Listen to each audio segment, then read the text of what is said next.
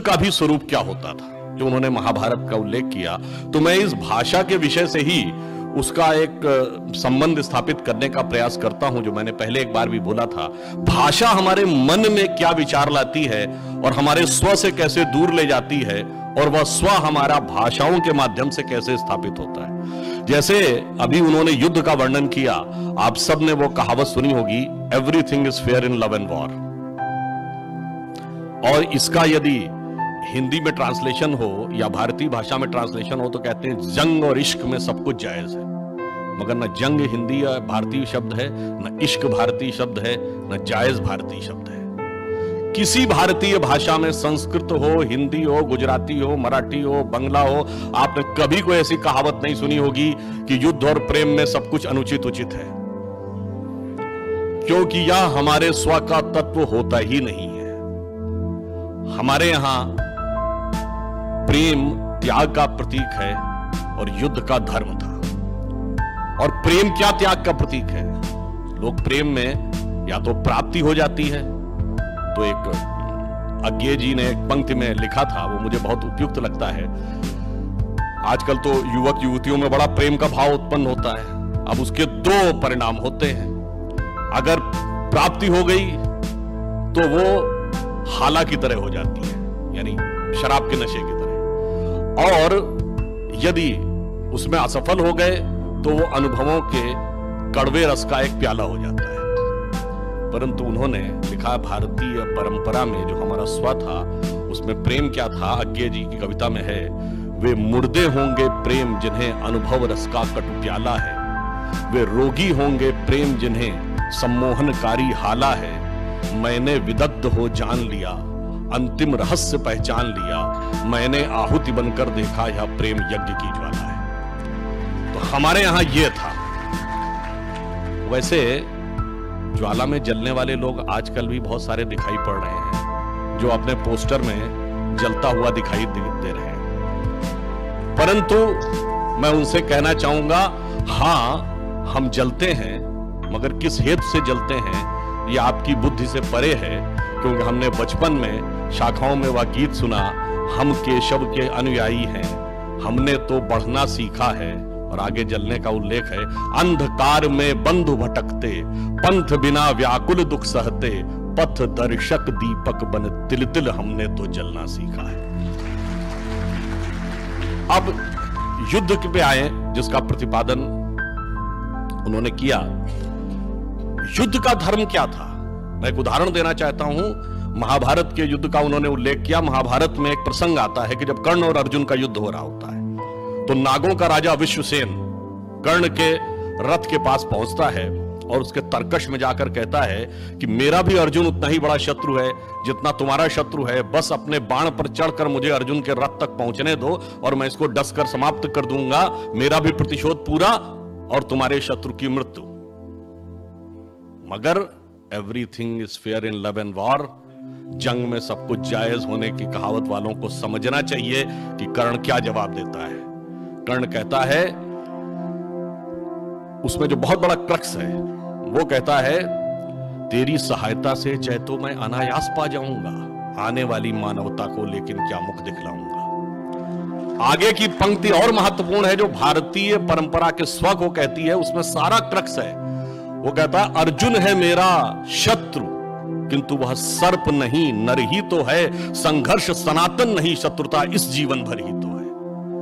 अब जब हम जन्म जन्मांतर में विश्वास करते हैं तो धर्म अलग हो जाता है। तो वो कहता, अगला जीवन किस अर्थ हो, फिर हो द्वेषांत बिगाड़ू मैं, सांपों की जाकर शरण सर्प बन क्यों मनुष्य को मारूं मैं, जाभाग मनुज का सहज शत्रु मित्रता न मेरी पा सकता, मैं किसी हेतु भी यह कलंक अपने सिर नहीं लगा सकता। और ये सिर्फ हमारे कथानकों में नहीं, रियल हिस्ट्री में। केरल में जब पुर्तगीज आते हैं तो पद्मनाभ मेनन जी ने अपनी जो किताब में हिस्ट्री ऑफ केरल में लिखा है कि वहां के राजाओं ने जब पुर्तगालियों से युद्ध की बात कही तो एग्जैक्टली वही बात जो मोहन जी कह रहे थे। उन्होंने कहा, भाई युद्ध एक अलग मैदान में होगा, युद्ध में हम ड्रम बजाएंगे, फिर उसके बाद आपसे युद्ध प्रारंभ होगा, किसी आम व्यक्ति को मारा नहीं जाएगा। और इस प्रकार से उन्होंने पूरा जो विषय बताया, तो पुर्तगालियों को लगा कि ये युद्ध की बात कर रहे हैं या किसी खेल की बात कर रहे हैं। और ये ऐसा ही नहीं, उत्तर भारत में, राजस्थान में कर्नल जेम्स टॉड हुए जिन्होंने लिखा annuls and antiquities of Rajasthan. उनकी हर बात से हम सहमत नहीं हैं, मगर उन्होंने एक बात लिखी कि भारत के जो हिंदू राजा थे, इनके लिए ऐसा लगता है कि युद्ध जीवन मरण का प्रश्न नहीं होता था, वो शक्ति प्रदर्शन के टूर्नामेंट की तरह उसको लेते थे और किसी को मारते नहीं थे, और अंत में वो लोग जो विजयी हो गया उसके उपरांत चले जाते थे। ये हमारे यहाँ युद्ध का धर्म था।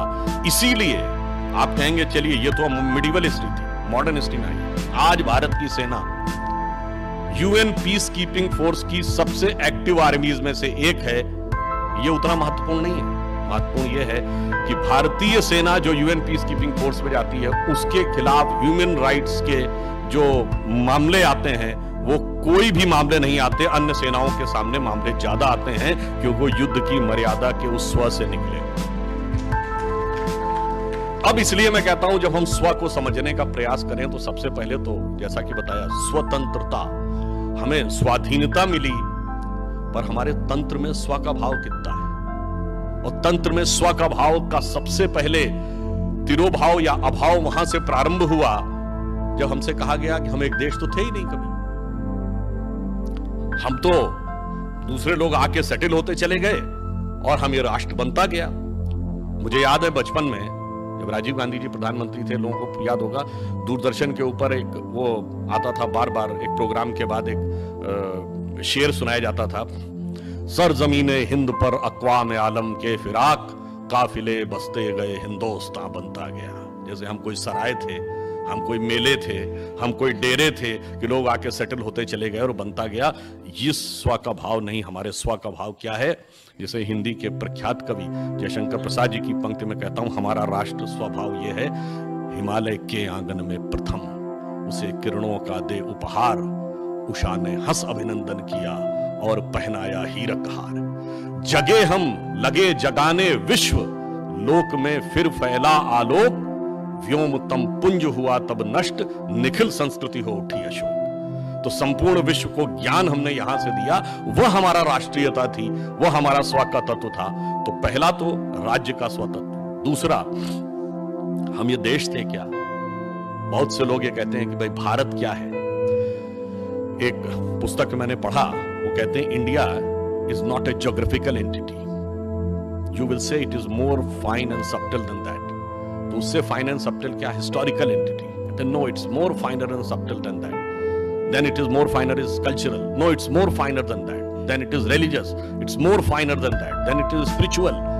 No, it's more finer than that. तो पूछता है कि spiritual से ज्यादा फाइनर क्या है?